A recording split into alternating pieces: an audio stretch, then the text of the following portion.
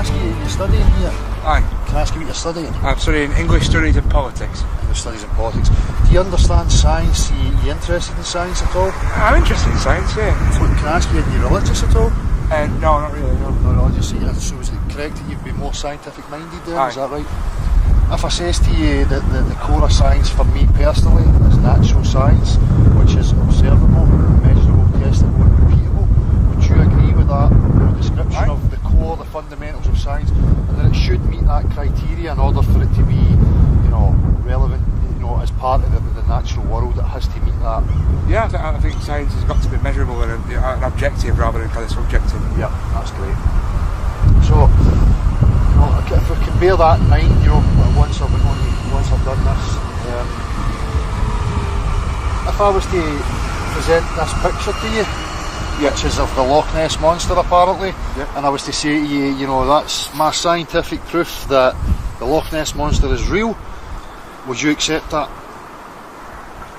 And you say this is scientific proof. I don't know if it's enough. It's just a photo. It's just a photo. It could be doctored. So would it be true to say, it could be doctored? That's perfect.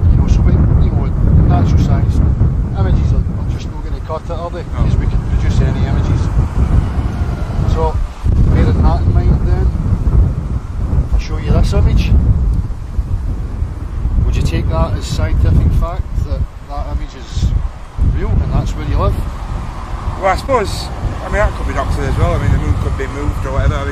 I assume that is really the Earth, but I don't know if the image itself is exactly science. So why would that have any more sway with you than the Nessie picture?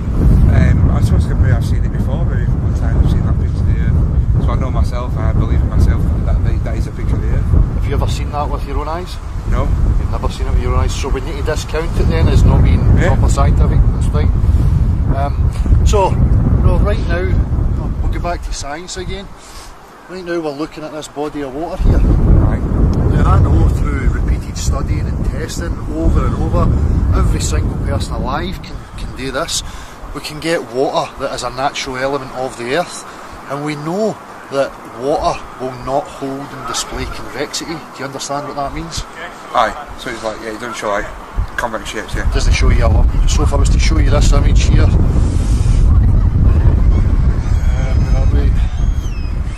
show you this image, and can you tell me if you agree with what you're seeing here, if you think that's accurate? I think that's accurate. That's what water looks like. That's what water looks like. So knowing that, and that being a fundamental aspect of our reality, that alone tells me that people claiming to me that I live on a spinning ball is absolutely impossible. Would you agree with that? I would agree with that. I would agree with that. If you look at that and you look at that proof, then you can't prove that the Earth is round, no? No, because it's 70% covered in water. Aye. So we know the physics of water, we know that you can't make it conform to exterior shapes and blah blah blah. Aye. So then would that raise suspicions with you about who NASA and these space agencies are and why they're telling us that we live on a spinning ball? I'd have to ask questions about that. Aye. So you will ask questions just based on that one. Then that's fantastic. That's what we're looking for, because that was the same for me. I've always been scientific minded, and when I see these observable, testable things in reality, but yet somebody wants me to abandon my common sense in favour of images. That's the same as a religion, as far as I'm concerned. Would you agree with that? Aye. Because a religion would say to me, well, I've got a textbook and I've got an image and I've got a crucifix and I've got that's no proof for me. So then it's the same kind of thing. So, based on that, I'll show you a couple of other things, but you do maybe start to question, do you actually live on a spinning ball? Aye, I'm starting to question that. If I say this to you, what shape is the horizon when you look at the horizon? Looks flat to me. Have you ever seen a curve anywhere? No. Have you ever seen a curve when you're on a plane? No. Was the horizon at your eye level when you were on a plane? Aye, it was like, you can see straight it in front of you. So, when you start to rise above the ball, like on an aeroplane, the horizon, as you can see, if you're here anywhere on the ball, it being at the top, the horizon starts to cut, everything's curving away from the point that you're at.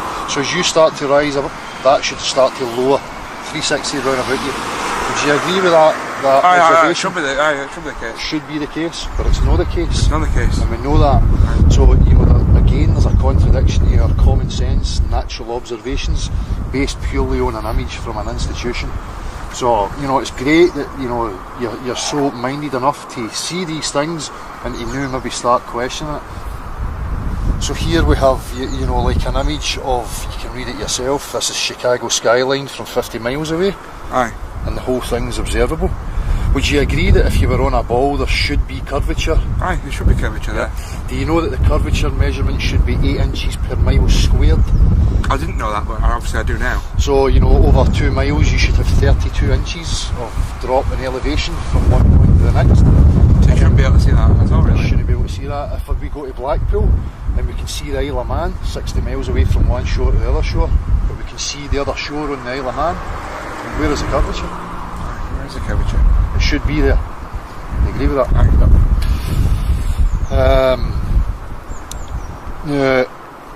This image here, if you have a look at that, the one on the left is what NASA tells us Mars looks like, and this is what it looks like through amateur photography and video. Oh. So that's not the same at all as what NASA is telling us it looks like? Have you ever looked at the stars through telescopes? No. You just believed that what they told you was the I have accepted it as fact. Yeah. So again, you know, they tell me that they're going in spaceships into the vacuum of space, right? Now for me, I understand a vacuum as being a negative pressure system and that we live in a positive pressure system. Now again, 100% of the time through observation, testing and repeating, two opposing pressure systems require a solid barrier between them or they will equilibrate. But yet they want me to abandon that again and to say, no, on the macro level it's different though, but we can't recreate it.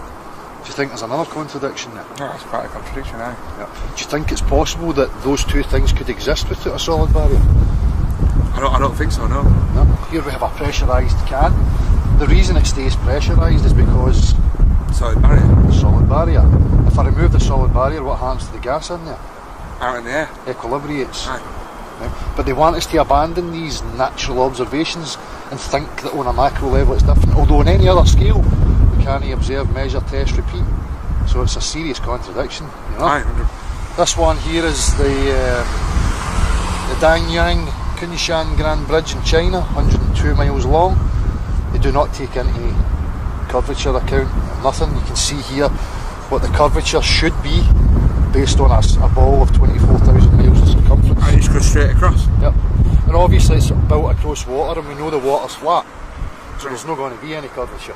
You know, because nobody can show you a practical example of water behaving like. We know it doesn't behave like that. Aye. You know, it's just these absurdities that are thrown out there. That's absurd. Yeah, and people take it for granted because purely on the images, they're swayed by these images. For me, you know, that's a serious issue. We shouldn't be abandoning common sense observations and reality in favour of somebody's images. There was another one here, sorry. This is Tim Peake. Aye, your man who did the space jump. No, that's true, that's jump he lived up there. See what's going on there? I can't really see the photo. Is that him supposed to be at the space station, right? Yeah. Are you going to tell me that he's not at the space station? Well, here, what's this behind him here? Is that a green screen? Yep, well, it's a blue screen. Aye, same principle. That was captured when George Bush Senior was being wheeled through one of the NASA buildings, and on the screen in the background you had Timmy Peake here with a blue screen doing something with a ball or whatever. So it appears to me that they achieved most of these things using wires, trickery, green screens, in order to convince people that they're actually up there flying around a tin can at 17,500 miles an hour. Are you aware that that's the claim that it's doing, 17,500 miles per hour? I've heard that before, yeah, I heard about Tim Peake. He came back, didn't he? And they send rockets up that catch up with it and dock, and it's all Star Wars, you know, nothing ever goes wrong, everything's perfect. I mean, to me that's, you know, seriously suspicious. You know, especially when we can't even, you know, advance technology enough here so that there's no suffering, no homelessness, none of that kind of stuff. You know, it just seems like a total absurdity. There's the other one I was going to show you here. So again, I showed you the Mars thing. Here we have Sirius through an amateur footage. That's all blue and no. Doesn't look like a solid bodied planet, does it? I would encourage you, see if you type Nikon P900 stars into YouTube, there's loads of amateur photographers and video people now who are videoing these things and they're amazing to see with your real eyes. No, they don't look anything like the images that these people have shown us. So, how do you feel about this?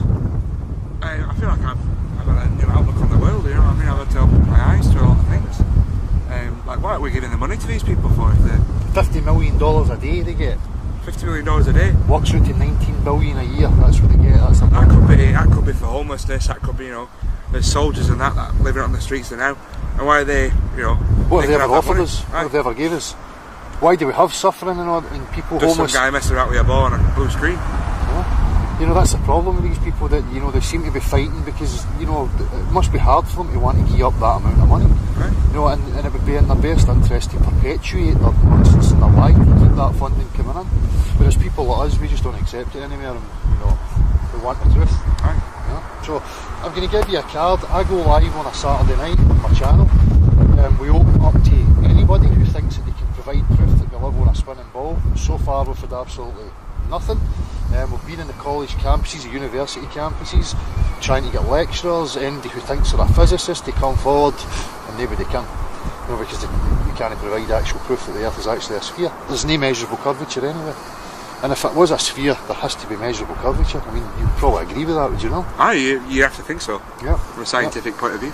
So, as I say, man, I'm going to give you my card, which is beyond the imaginary curve for obvious reasons. And if, you know, you want to come on and say hello and, you know, let people know how this has changed your way of thinking, there's loads of people coming forward now. We've got one guy in particular who's a honours degree graduate in maths and physics for Glasgow University, who understands now that it's total crap that they told him, and he's now seeing through the lies. So, you know, we're trying to bring awareness to as many people as we can and get people just question. I feel enlightened, man. I feel like I totally. If it was me and I could go to space and the Earth was really a sphere, I would be doing loads of crazy stuff. I would be like, right, what I'm going to do, I'm going to sit in the moon, I'm going to video, zoom in on an aeroplane taking off upside down for Australia, you know, or a helicopter taking off upside down for Australia and then flying around the globe. I mean, we never see anything like that. Total nonsense. If you're on an aeroplane, it stays parallel, flat and level all the way to its destination until it's ready to go down. If it was on a boat, it would be dipped nose first constantly, accounting for the curve of the Earth, you know. So, well, listen, man, you know, I don't want to keep you anywhere, you know, that'd be fantastic.